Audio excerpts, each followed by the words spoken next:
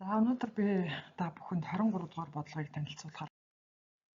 За манай бодлого бол 2 тооны ялгуур нь 3564 байв. Хэрэв 1-р тооны будрахан цэгийг 2 орон хоошлуулбал 2-р тоо гарна.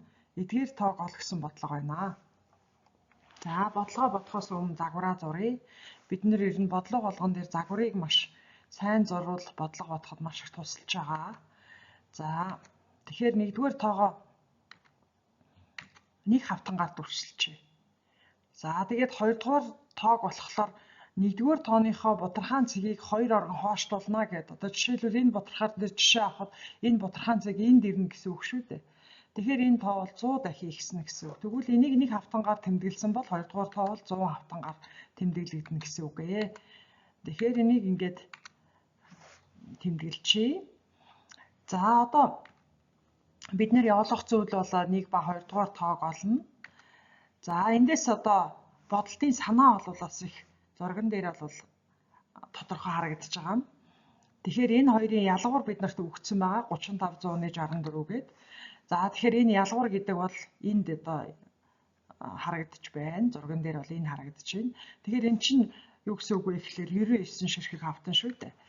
За тэгэхээр эндээс одоо бид нарын бодлтын санаа бол шууд гарч ирж байгаа.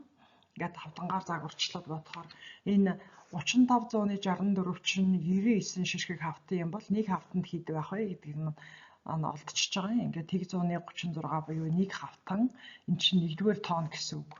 За ингээд бид нар 1-р тоогоо олоод авчиж байгаа. За тэгээ 2-р тоогоо олохдоо яах вэ гэхээр 1-р тоогоо 100-аар үржүүлээд 2-р тоо маань гараад ирж байгаа. 2-р тоо нь 36-гээ гараад ирж байна. За тэгээд одоо зөв бодсон хэсгээ шалгая.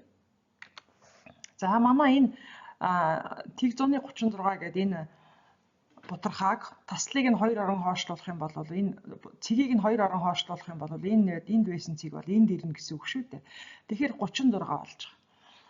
За тэгэхээр энэ нэг нөхцөлөд хангаж чинь гэсэн үг. Нөгөө нөхцөл нь энэ хоёрын ялгуур нь 3564 байх хэвээр ингээ хасаад үзэхээр 3564 гарч байна. Тэгэхээр бид нар олсон тоонууд маань эдгээр нөхцөлийг хангаж байгаа учраас бид нар бодлогоо зөв бодсон гэсэн үг ээ. Тэгэхээр манай бодлого бол ийм бодлого байсан байна.